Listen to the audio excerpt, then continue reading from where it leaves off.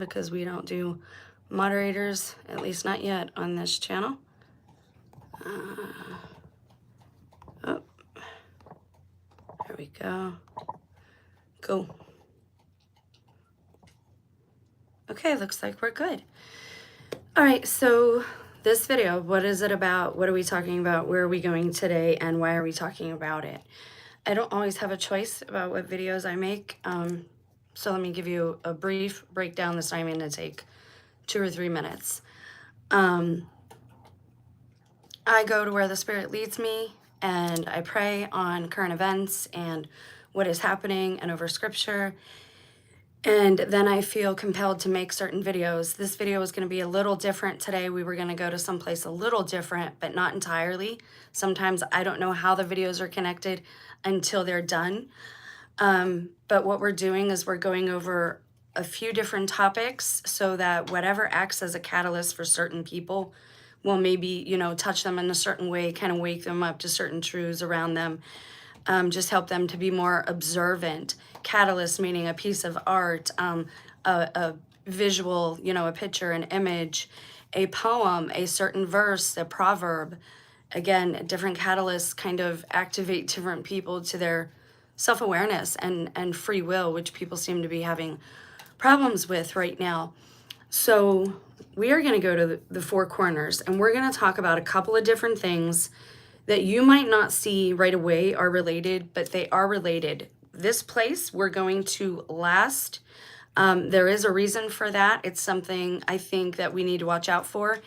And again, this channel, for whatever reason, people kind of tend to take the topics and roll with them. So again, as usual, I'm hoping that butterfly effect, people take the information here and break them down into smaller, easier to consume videos, because I don't edit myself. I think it's kind of deceptive and illusory, and so I try to stay away from it. So I agree with the channel Minutes of Horror and or Seconds of Horror. I'm not affiliated with any channels. And again, if you know my personal story, you know my suspicions about that and the reasons for that. I am Truman in my own sort of way. I realize that. But again, we are going over this topic because of a number of reasons. We're going to go to the 4 corners for a specific reason. We're going to go to Shiprock, a place called Shiprock. And I'm going to tell you about a mandate that you might not be aware of, because I think it's going to come into the public awareness real soon here. So without further ado, I agree with that channel, Minutes, Seconds of Horror. And I talked about it since Russell Brand's conversion. As much as I wanted to think, wow, these people are wanting to change their ways and be better examples for the youth and for us, and use their money, and their blessings in good ways, I was suspicious right at the beginning. You can go back, go over all of the videos I've done about the Pope and the celebrities and Jordan Peterson. I am suspicious of these people that they put up on pedestals like this, and they are driving society into certain holy wars that I think are entirely unproductive and barbaric. But a lot of men have this Andrew Tate mentality now, so I do believe that the Holy Spirit is talking to a lot of females at this time, and a lot of people don't want to hear that either. But these are things you need to watch for in the media, and I'm looking at my screen here on my laptop. Things you want to watch for in the media, a mandate you might not have heard about. And it's very important. It affects everything you watch on YouTube. You should really, when you make a video, just in case you don't know, when you make a video on YouTube, you have to select a box, whether it's for entertainment, education, sports, whatever it is, vlog. You need to start reading that, because I saw a channel, I shared it on my community tab, about a Marine allegedly that was in a town hall meeting who got ushered out for speaking out against Israel. It's not a real video. It's AI. You can see the guy's body parts like fold up, and you know how AI does that weird stuff with people in our bodies. He just kind of folds up into himself, but his face, stays on, and he has that weird uncanny valley expression on his face. So you've got to watch what you're watching, because we have to pick that box, and you need to be aware of that. So I'm going to tell you about a mandate that came into awareness. Let's turn that on so I can see too, because it's raining here. Now first we're going to talk about 2 mandates. The first one is the Media Fairness Act and why you need to know about it in this time especially. For 1949, again, this era, right after World War II, FCC policy required U.S. broadcasters to present balanced, contrasting viewpoints on controversial issues of public importance. What does that mean? It means that they recognize every human being has a bias, and that everything was broke down into just a couple of categories. You had ABC, NBC, CBS, and they wanted things to be, or at least to be perceived to, set up to look like they're fair. So it was aimed at ensuring diverse perspectives. It was repealed in 87 as the FCC ruled it discouraged coverage of controversial topics. But wait, we're not done. Why do you need to know about this now? Because the media, they repealed this. Reagan repealed this. What this means is you can legally be propagandized and lied to by the media. It's not against the law. They can gaslight you. They can brainwash you if you allow it and you sit there and consume it. So let me read you a little bit more of this, and then we'll go to the next mandate. These are things to watch for. I've been given warnings about them specifically in prayer. So watch for these specific catchphrases and these mandates to be tossed around. So this is the first one. It's the Media Fairness Mandate. Stations had to provide airtime for opposing views on public issues. So if they were talking about, city planning and zoning, they had to show, the elitist or the governmental perspective, and they had to show the public's perspective. So they had to show you both contrasting viewpoints, which is key and important for media literacy and understanding what you're watching and listening and allowing into your eye gates and ear gates, because it does change you, whether you believe it or not. I've been off of cable. I say it like it's a drug. I've been off of cable for many years now, and I can't tell you how fake everything looks when I go to, watch a news bite or a sound bite.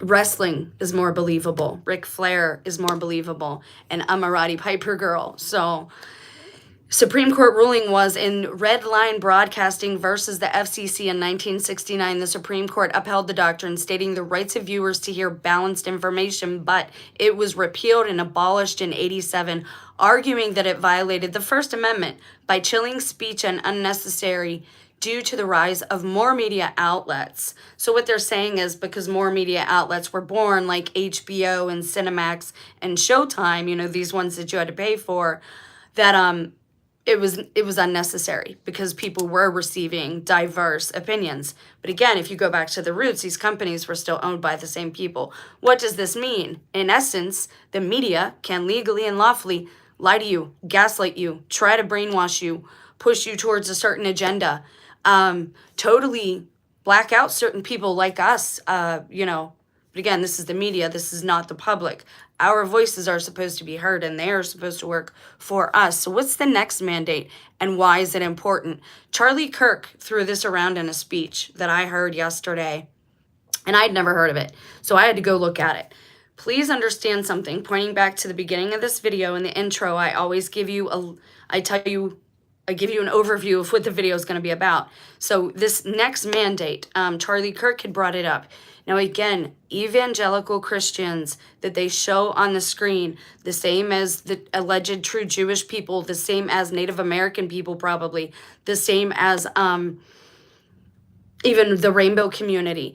They show all of these groups in the worst possible light to have us hating each other and divided against each other, so that it's always rah, rah, rah, rah, sports, entertainment, all of it. They want us in a war, ending each other, but still birthing the next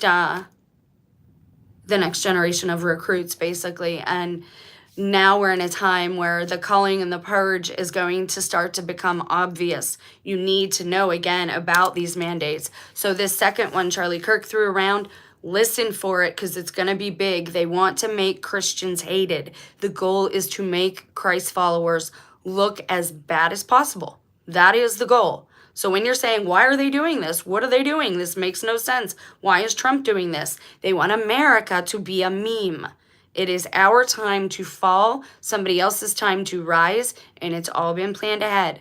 The 7 Mountain Mandate is something you want to listen for. It's a conservative, evangelical, dominionist ideology calling on Christians to influence or dominate 7 key spheres of societal life to establish biblical views. I'm a Christ follower, but I'm not for this. Let me make that blatantly obvious. I love Christ, the real Christ, and this is nothing that I am for. So I just want to make that loud and clear, because they are putting these people on pedestals and on the screens that do not and should not speak for all of us. So the 7 Mountain Mandate is basically a religious Christian evangelical plot to take over 7 key mountains. Now, why is that important? Well, I got the goosebumps. If biblical prophecy isn't coming to be true, they're gonna push it to come to be true, or for the destruction of all of us. Which again, they want everybody divided in a holy war, and they want us cursing Israel, because that's not a good thing to do. And again, the Israel they show you on TV, that's not the real. It's to make them look bad. None of what you see on the screen is real. And now you have all these people pulling to Christianity, and they're making it look very bad. And you're going to see a witch hunt. But it's not going to be witches. It's going to be Christians that go after each other. I know that sounds weird. Muslims too are probably definitely in there, but they have their own way they go about things. So this was proposed around 1975 by Bill Bright and Lauren Cunningham. The goal is to reclaim society's culture, specifically family, 1, religion, 2, education, 3, government, 4, media, 5, arts and entertainment, 6, and business, 7, through leadership and spiritual warfare. Why do I think this is important? Again, I might be a Christ follower. I'm not for this, not in this way. I don't think anyone needs to take over. I think, we need to have a voice, and these are things that we all need to be involved in. They're doing things now that nobody consented to, none of us voted on, and they're just full steam ahead because they have money, so they think they drive this society, and they have the answers to these mystery religions and mystery schools and the way they do this transmutation stuff. But again, they're really trampling on natural law and people's free will, so that's going to come back. Why is this important? Because Revelation, the book of Revelation, in 17:9, the 7 mountains or hills are described as the seed of the woman, and in verse 10 are interpreted as 7 kings or kingdoms. The mountains symbolize powerful anti-God empires or world powers that have historically opposed God's people. This is where we get into things being inverted and things being perverted, and mankind, especially Americans, Western society, moving away from the natural plan of things, the natural way of things. Now, I'm not going to read to you all of the different interpretations of this verse. I'm not going to do that. But I am on a search. I am researching things because I want you to take a few things into consideration. That this will go the opposite way that it looks. It sounds good. It sounds like values. It sounds like morals, but nothing good ever comes from coercion or force. Forced conversion, these things never work. And it always ends up snapping back like too much resistance. So if you review the 7 Mountain Mandate, and then you look at Revelation, right? And let's read the full verse.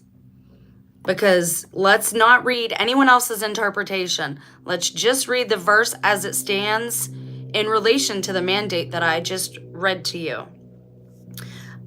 So let's go to, let's just do the KJV. If it'll go there. Hold, please. And again, the research with me ones, this is the risk you take, is kind of hanging on for a second.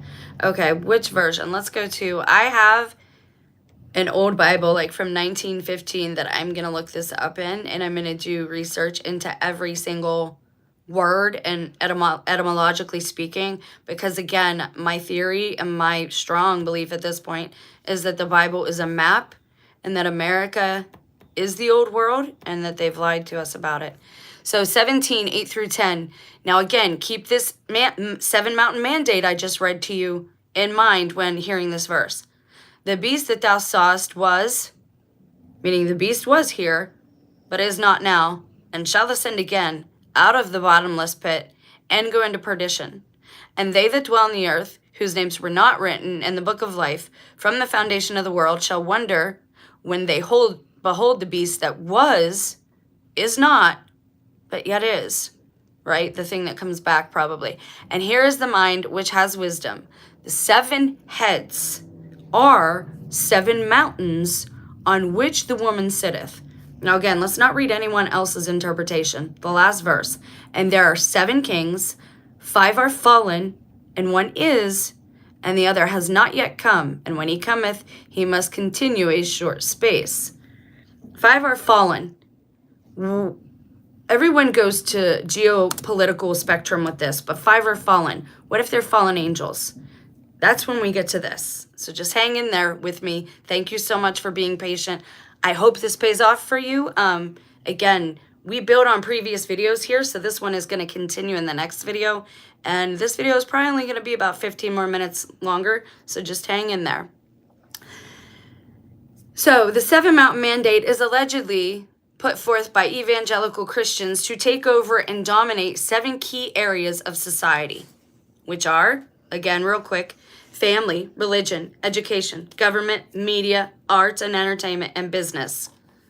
So if we go back to Revelation 17, 18 through 10, because none of this has come about the way that we've been taught it would by popular Zionist Christians.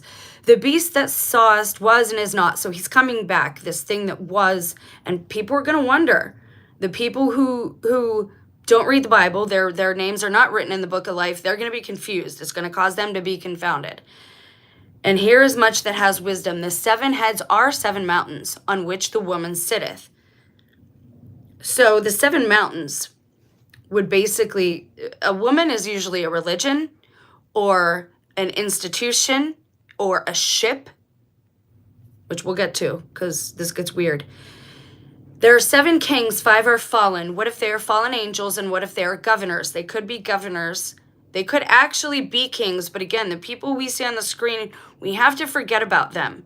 God is going to make prophecy come about to where it is irrefutable, and everybody is going to see it come about or hear it with their ears, or you will see it on TV and you'll know it's true. But they're trying to turn things around. 5 are fallen and 1 is, and the one that has not yet come. When he comes, he must continue a short space, which sounds like the Antichrist spirit, because he's only there for a short time, not the full time. So how do we know what the full time is, right? Well, in elections, we know that 4 years is the time, is the space. Otherwise, with dictators, it just goes on and on. You never know. It's until they die. So these kings that are put in place have a specific set time limit, which I'm thinking, you know how Trump is assigning these czars and these people to look over the technocracy that they're building? Watch this. Because education, media, what if they are the 7 mountains? What if all this time everybody has been doing this wrong? And what if the 7 mountains are family, religion, education, government, media, arts, entertainment, and business, and the woman that sit uponeth them is America? Maybe. It might also be a religion, which I'm not going to get into completely in this video.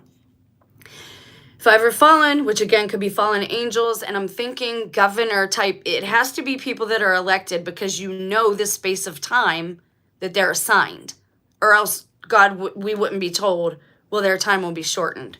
Even if this is a playbook of the elites, if they're using it, then again, we've got to keep our eyes and ears open. And none of this is rolling out the way we planned. Christianity is being turned into a meme. Anything serious is being turned into a meme. It's just ridiculous. So here's the next thing that you want to hear about. Hold on. Where were we? The 4 corners. Allegedly, in the end of the world, Four Corners are a safe place to be. The Hopi, all of the Native American tribes have been told that these beings that came from above will come back. What are we looking at here, and why does it matter? It is the next place you want to watch for news to happen. Remember how I did those videos on the Grand Canyon and suddenly the Grand Canyon had fires and nobody was allowed in there? Remember how I started talking about Arizona? Suddenly they had a lot of issues pop off in Arizona and they're telling you don't go there, don't go there. Remember, everything is the opposite. This is like reverse psychology with children. They want to keep us out of certain spaces, so they will scare us out of them. Whether it's boogeymen or terrorism, whatever it is. They will terrorize us with, this fear-based propaganda. Why is shiprock important? When I was going through those locations yesterday, before yesterday's video, God told me that this was key, and I looked at aerial shots. I'm always looking at aerial shots now. If you look at this is shiprock right here, okay? This is a ridge of shiprock. Allegedly, this ridge has nothing to do with that. Really? You want me to believe that this is chilling here and this is chilling here, but neither one are related? It's just coincidence that they're next to each other. They're not part of the same formation. Now I'm going to pop back to something real quick. If you watched the old movie, and I'm going to use it as a thumbnail, so if you're interested, watch for when this actually posts. I will post the thumbnail up. A movie called The Abyss in the 80s. Loved the movie. It was about aliens being in the sea. It came out after I had already done that art project in school. And again, I've talked about all the HighStrangeness and how the things that God gives me ends up in the public view. In the movie The Abyss, when this spaceship was coming up out of the ocean, it was a whole city, and it had ridges like this around it. The Navajo tribes have been told it's called shiprock, but what if it's shipwreck? Now, if you look close at it as well, now again, I'm pinging a lot at you because everybody has different catalysts that kind of set the synapses off in the brain. So shiprock is located in the Four Corners, which is said to be a safe location for the end of days, allegedly. So it says it's about 20 miles southwest of the town of Shiprock and within the Navajo Nation. It's a prominent 1,700-foot alleged volcanic landmark frequently visited when exploring the Four Corners Monument area. But what to pay attention to? You're not allowed to climb it. You're not allowed too close to it. Is it actually there? Is it a hologram? Well, we see a shadow. It's casting a shadow. There's a lot of aerial shots of it. You see a highway or something running through it. All right. When you get close to it, and again, I can show you other images. When you get close to it, it looks like, I think it was Superman. And again, I use movies as pop culture because it's where we can meet in the middle, like a kind of a bridge for us all to like understand each other a little better maybe. It looks like a cluster of crystals like you see in Superman on the planet that he's from. And we've been told crystals are how prophets have communicated with God. Crystals have been put in the vest of Aaron to protect them from the radiation that comes out of the Ark of the Covenant. They know these things. They know how to protect themselves. If we're getting harmed, it is of no consequence to them. So let me tell you a little bit about shiprock real quick before I end this video with a little more information. So real quick, let me just type in shiprock. I don't want to go back to my email address. And I'll just read you some facts. But I want you to pay attention because, again, we've already went over Native American language being very close sounding to Hebrew. Shiprock, and they can't tell you where the language comes from, which I find very convenient. Shiprock, or se birai, rock with wings. Now, rock with wings, which part is the wing? What if it's all part of the same craft? I'm telling you, watch this. I don't know why. God put it in my awareness. I just know that, watch it. Just kind of watch it. Watch for people mentioning, watch that. Watch the Moab area. Watch the whole Four Corners area. But this specifically, because I'm wondering, it really reminds me of that ship that's in the movie The Abyss. So the Navajo people considered it sacred, often associating it with a mythical winged bird that brought their ancestors to the area. It also referred to as a wounded rock. I'm going to go back to Revelation because I got to tell you something. All right, so the woman sitteth upon Babylon, right? I want to read you something real quick. The woman was arrayed in purple and scarlet and bedecked with gold and precious stones and pearls, having a golden cup in her hand full of abominations, meaning she's consuming abominations, and filthiness of her fornication, meaning being, with things that aren't her kind. And upon her forehead was a name written, Mystery, Babylon the Great, Mother of Harlots and Abominations of the Earth. And I saw that the woman was drunk with the blood of the saints, meaning she consumes them. And again, I've been looking up the etymology of these words, which is going to be one of the next videos. All these things go together. All of our videos build on the previous ones. Now, hang on. If you look at the description here, and it gets more elaborate in some of the older versions. She's bedecked with gold and precious stones and pearls. Well, she's actually sitting upon the beast. And it kind of, you're not sure if it's her or the beast. Why is this important? Dragons.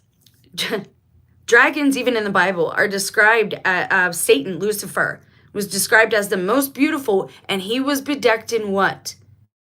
In jewels. He was encrusted in jewels and gemstones. They were like a part of his scales, of his armor. And if you watch more mythical things, you can see, you can even look at some AI images and how this is done. And I think we have to have a more technological outlook when we're thinking of angels and flying dragons and things.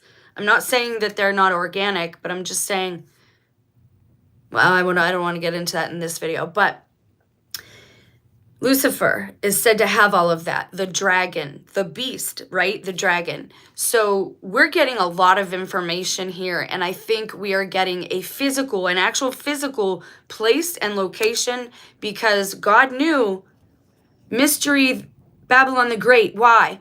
They say America isn't in the Bible. Why? Because it's a mystery. Get it? It's not in there. But the land is there, and there's nothing new under the sun. Mystery, Babylon the Great is America, I believe. Now, the mother of harlots, could be a few things. That could be our military-industrial complex, cavorting with all the different, making alliances with different countries behind their back. I don't want to get into all that because geopolitics makes me kind of angry. I think we're all neighbors and we should be kind to each other. And I think that our leaders are way lost. And I think a lot of what we're facing now is rumors of wars. And the only real war is spiritual in nature. And that's kind of the whole point, is to trick people into complacency because Christ hasn't come yet. Christ hasn't come yet. This hasn't happened yet. Remember, you don't have a scope of vision of this whole place either. When these things happen, everyone will see them. All right, so back to Shiprock. It's also, the Navajo people consider it sacred. You're not allowed to climb it. It's associated with a mythical winged bird that brought their ancestors to the area. It is also referred to as Wounded Rock. Now, again, we've also talked about beings being turned into granite and stone. Geology, the peak is the remains of a volcanic eruption formed, however long ago, because it's just, we don't know. We don't know. Location is located 15 miles southwest of the town of Shiprock, New Mexico, about 28 miles west of Farmington. Hiking, climbing, and camping on or near the rock are strictly forbidden, as it is sacred area. Direct access to the base is restricted. Visitors must stay on established paved roads. Drones, a permit from the Navajo Nation Film Office, is required for drone footage. Check this out. The elevation, the peak sits at, 77 feet, or 2188 meters above sea level. Dimensions, 1,700 feet. We've talked about 1772. 1972 is when they cloned the first arm cocktail. So we've talked about these numbers popping up again and again. So it rises nearly 1,700 feet above the surrounding desert plain. In addition to Zebit-Ai, I don't know if that's right, it's often referred to as shipwreck due to its resemblance to a ship. So again, I believe that that is an area you will want to watch. The Four Corners is an area you will want to watch. The places they are trying to keep us out of are places I believe we are entitled to go and even claim as our inheritance. There is plenty land for everybody, and that's the problem, is this is all anti-human. It's an anti-human agenda. It's anti-life. It's anti-love. It's anti-compassion. It's anti all these things. Now, I want us all, I am going to take more time to look into this, but what do you guys think? Now, again, I'm not getting any comments. So I don't know if the channel is shut off. I don't know if they're just taking the information I'm putting out and then putting it on bigger channels to exploit it and monetize it. I don't know, but I know it's not normal to not even get trolled at all by anybody. And I ask questions every video asking for people to contribute and interact and discuss things with me. Because I need to know when I'm wrong too, or if I'm straying, or if you have more information than I have, you know, we should be sharing. So what's going on? Why is nobody commenting? Something's very wrong. And I realize I am Truman in a certain aspect, and I do not consent to that unless it's to help others. So I'm going to look into the possibility of the 7 mountains being an actual physical location, because remember, prophecy and scripture and verses often come in threes. Each verse has 3 different meanings. It's the Trinity. It just repeats like that over and over and over. The first one is a spiritual meaning. The second one is a physical manifest meaning. And the third one usually has something to do with timelines or names or some type of coded message. So knowing that, the 7 mountains, I believe, are a physical location and a theological or societal framework, which would fit my theory of the 7 mountain mandate, the dominion over culture. Now, again, if you missed this part, you're going to want to go back. Family, religion, education, government, media, arts and entertainment, and business, through leadership and spiritual warfare, which is, for them, it means AKA psychological ops. So what do you guys think? I want to hear what you have to say about all of this. All of these topics go together that we've been discussing. We will look at more physical landmarks, and we are going to also look at more etymology, because I've been looking into the meaning. Let me see if I have it here real quick. I don't know if I do. I've been looking into the etymology of the word Babylon itself, because I think it's odd that we call our infants babies, which is Babylon, right? Why do we do that? I don't know why we do that. But just for fun, listen to this. This is something I was looking at. Babylon's name originates from the Akkadian phrase Babe Ilim or Babe Ilani, which translates to Gate of God or Gate of the Gods. If we are Babylon, then the Gate of the Gods is here too. What do y'all think about that? Stay blessed. Please pray for me as I pray for you. There will be more very soon. Thank you, guys.